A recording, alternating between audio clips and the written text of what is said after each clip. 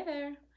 Today I am going to share with you 7 ways that you can practice the piano without actually being by a piano. Did you know that that's possible?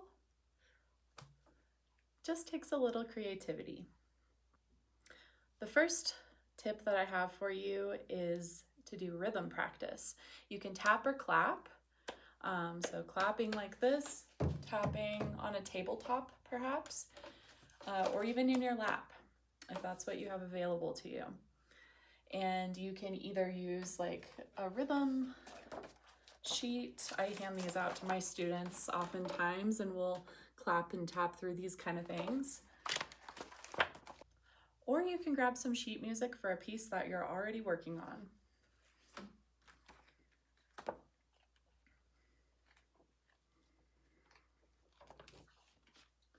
So let's say that we're going to work through Long, Long Ago.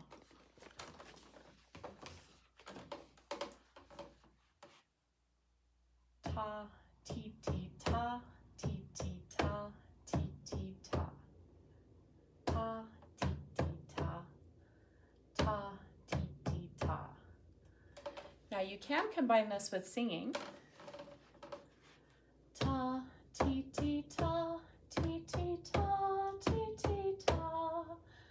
Ta, ti, ti, ta, ta, ti, ti, ta. If that feels too hard, then just stick with the rhythm. That's perfectly fine. The second tip I have for you is to do some sight singing.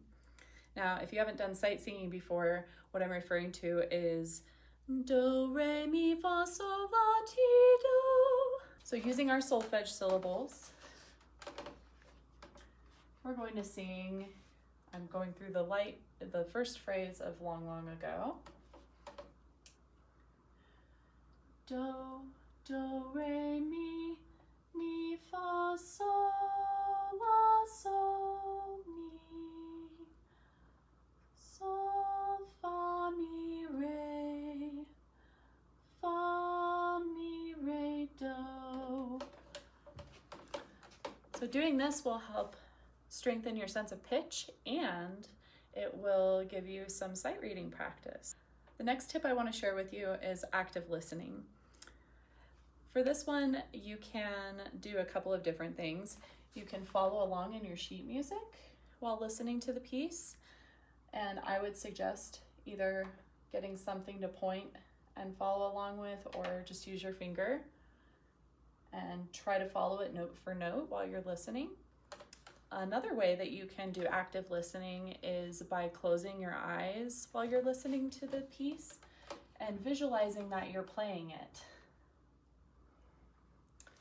And this leads right into the next tip, which is to play your songs on a table. You can pair this with the active listening if you like. I'm going to practice Long, Long Ago on the tabletop.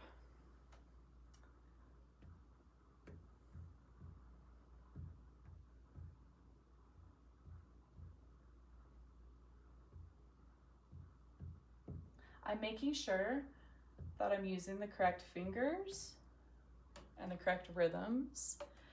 If this is too hard to do without hearing it, then definitely turn the music on so that you can play along with it.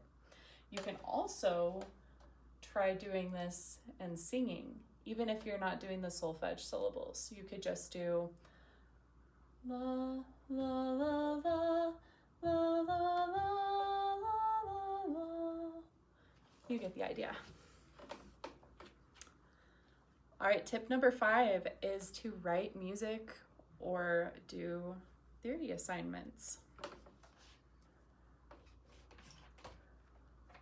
One thing we love to use in my studio is these little staff boards.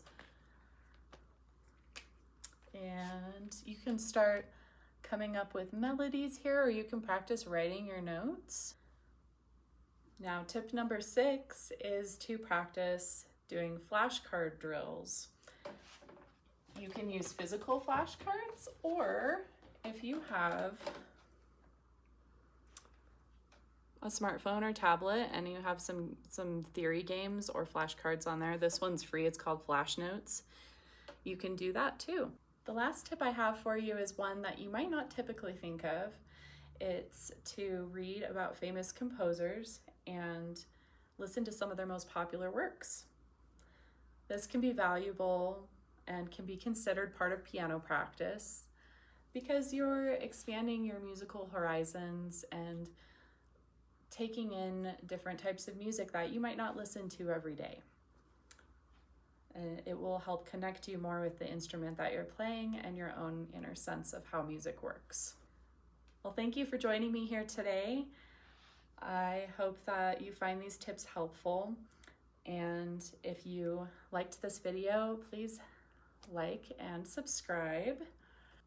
Also, be sure to head over to www.gracepiano.us to sign up for my weekly newsletter, Musical Mondays, that'll drop in your inbox on Monday mornings. And it's just full of a few tidbits of musical fun. And my hope with this newsletter is to bring you a little bit of delight on your Monday. Thanks for watching. Until next time.